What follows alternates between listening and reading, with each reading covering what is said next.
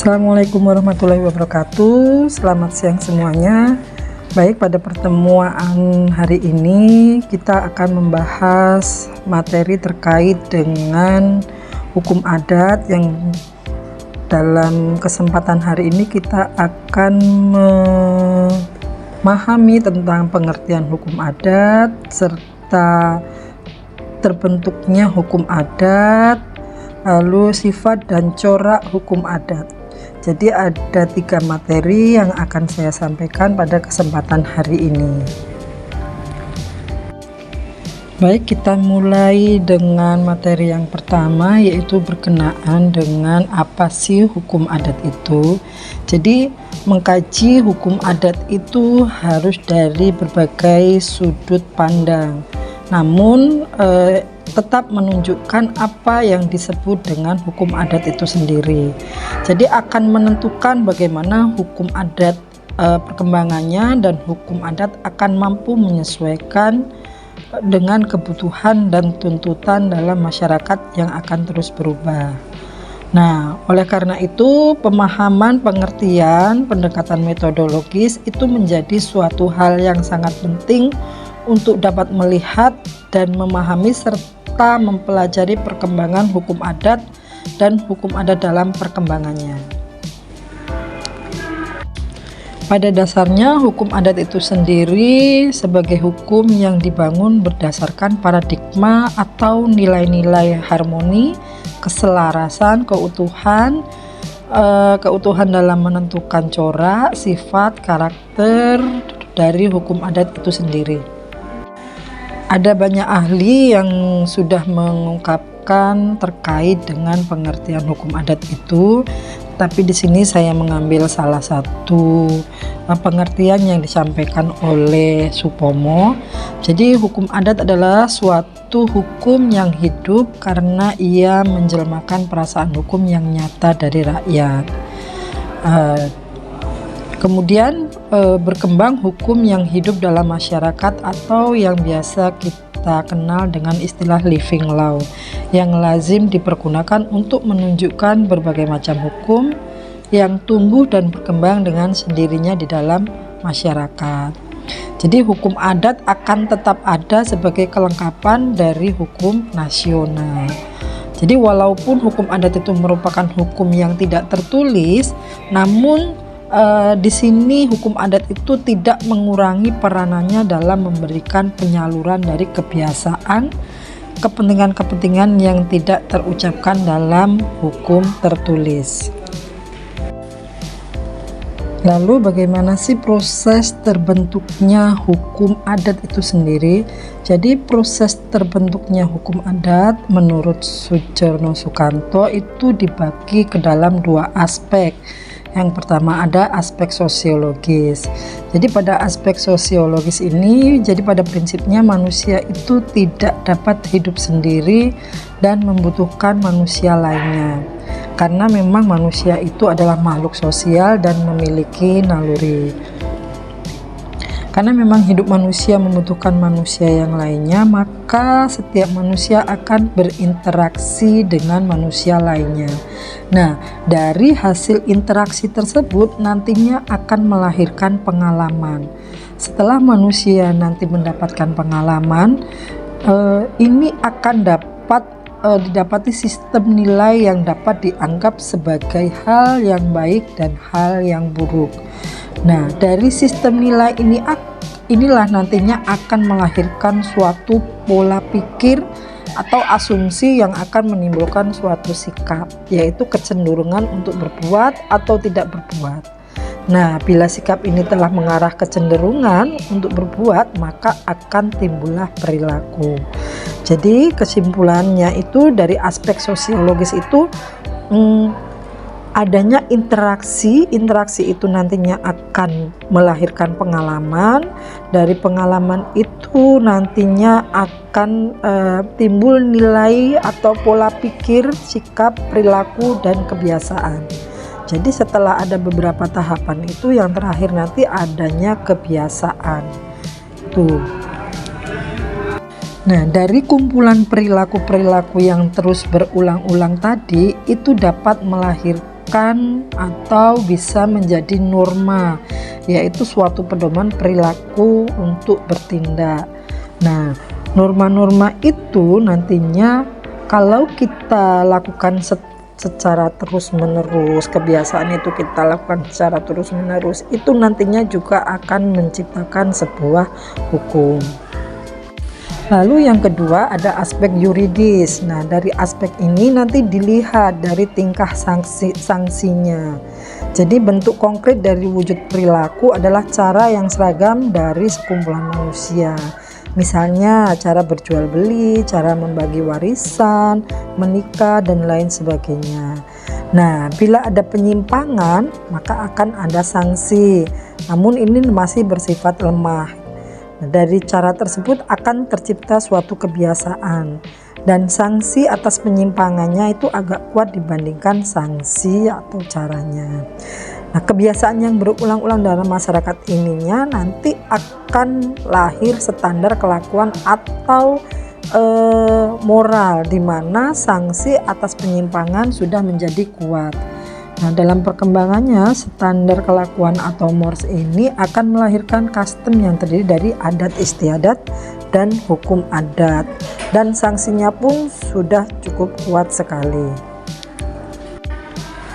Oke, jadi kalau dalam aspek yuridis itu proses terbentuknya hukum adat itu melalui interaksi, pengalaman, pola pikir, nilai, sikap, perilaku, dan kebiasaan. Berbeda dengan yang tadi ya, yang pada aspek sosiologis itu interaksinya, proses terbentuknya itu dari interaksi, pengalaman, nilai dulu baru pola pikir. Tetapi kalau dalam aspek yuridis, pola pikir dulu baru membentuk nilai. Tuh. Jadi dapat disimpulkan terkait dengan terbentuknya hukum adat itu, jadi terjadinya hukum adat mulai dari pribadi manusia, yang memang manusia itu diberikan keistimewaan, yaitu diberi akal dan pikiran oleh Tuhan, yang terus-menerus dilakukan perorangan, sehingga hal ini menimbulkan kebiasaan pribadi. Nah, kemudian kebiasaan pribadi itu berkembang menjadi adat dalam suatu masyarakat yang berlaku bagi seluruh anggota yang bersangkutan karena diikuti terus-menerus. Itu ya. Jadi proses terbentuknya hukum adat itu terjadi karena suatu kebiasaan yang dilakukan secara terus-menerus. Lalu yang selanjutnya berkenaan dengan sifat dan corak hukum adat. Jadi hukum adat itu berbeda dengan hukum Eropa kontinental lainnya. Nah, hukum adat ini lebih bersifat pragmatis, realisme, artinya hukum adat ini mampu memenuhi kebutuhan masyarakat yang bersifat fungsional religius, sehingga hukum adat itu mempunyai fungsi sosial atau keadilan sosial. Nah, di sini saya akan menjelaskan sedikit terkait dengan sifat yang menjadi ciri daripada hukum adat. Itu ada 3C, bisa kita singkat sebagai 3C, yaitu komun, kontan, dan konkret. Untuk yang pertama yaitu ada komun atau komunal atau kekeluargaan. Jadi masyarakat itu lebih penting daripada individu. Tuh, kalau di sifat yang pertama itu yaitu komun, itu artinya masyarakat itu lebih penting daripada individu. Kemudian sifat hukum adat yang kedua adalah kontan atau tunai. Jadi perbuatan hukum dalam hukum adat bila dilakukan secara tunai sebagai dasar mengikatnya perbuatan hukum. Lalu yang ketiga ada konkret atau nyata. Jadi real perbuatan hukum itu dinyatakan sah bila dilakukan secara konkret bentuk perbuatan hukumnya. Itu ya, jadi sifat ciri daripada hukum itu ada 3C, komun, kontan, dan konkret. Lalu ternyata sifat ini ada juga yang menjelaskan lebih rinci lagi, yaitu menurut Joyodikuno itu menyebutkan hukum adat mempunyai sifat statis, dinamis, dan plastis. Tuh. Jadi yang seperti apa sih itu? Jadi statis. Kalau statis itu adalah hukum adat itu selalu ada di dalam masyarakat. Kalau di Indonesia ini kan memang banyak sekali ragam suku, keanekaragaman budaya dan lain sebagainya ya.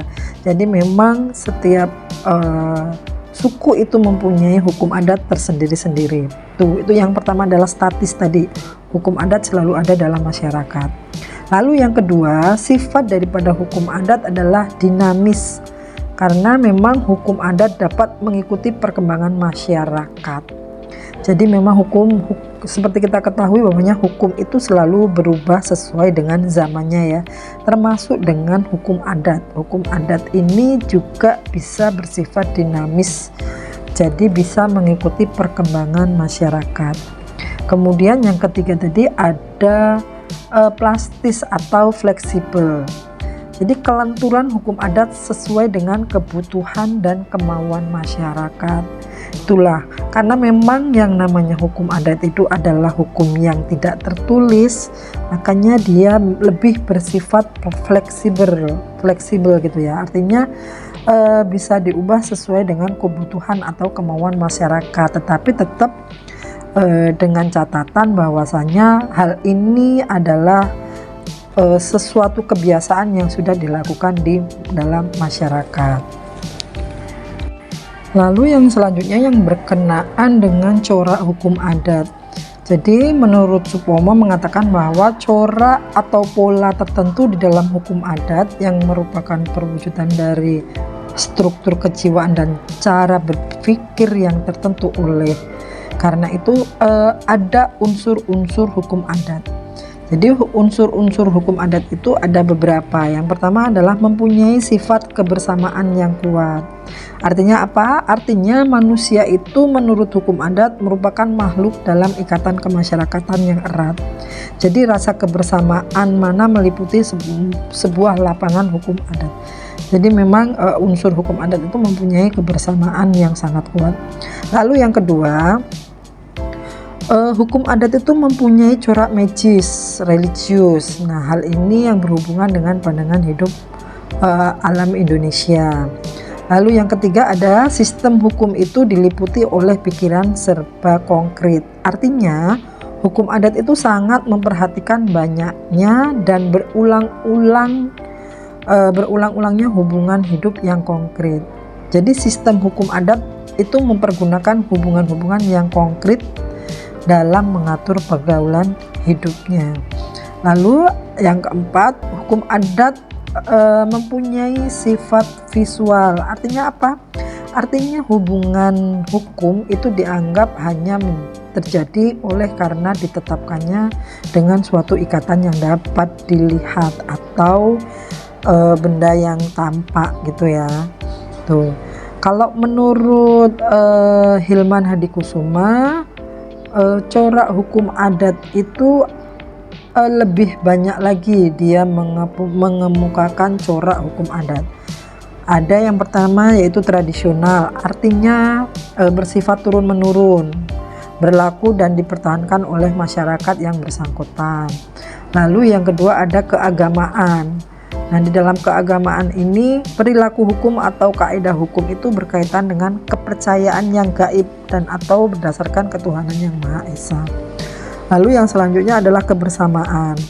Nah, dalam kebersamaan ini artinya hukum adat itu lebih bersifat mengutamakan kepentingan bersama, sehingga kepentingan pribadi diliputi kepentingan bersama. Nah, wujudnya. Lalu yang selanjutnya adalah konkret atau visual. Tadi ya jelas sama dengan yang dikemukakan di atas. Jadi harus jelas, harus nyata wujudnya gitu. Terus yang selanjutnya adalah terbuka dan sederhana. Dan yang selanjutnya dapat berubah dan menyesuaikan. Tadi juga sudah dijelaskan bahwa hukum itu dapat berubah. Lalu yang selanjutnya tidak dikodifikasi. Dan yang terakhir adalah musyawarah dan mufakat. Jadi sifat dan corak hukum adat itu timbul dan menyatu dalam kehidupan masyarakatnya. Karena memang hukum itu hanya akan efektif dengan kultur dan corak masyarakatnya. Jadi oleh karena itu pola pikir dan paradigma berpikir adat sering masih mengakar dalam kehidupan masyarakat sehari-hari, sekalipun ia sudah memasuki kehidupan dan aktivitas yang sudah ada di zaman yang biasanya kita sebut dengan zaman modern ini. Tetapi hal itu tidak melunturkan corak hukum adat yang ada di masyarakat kita.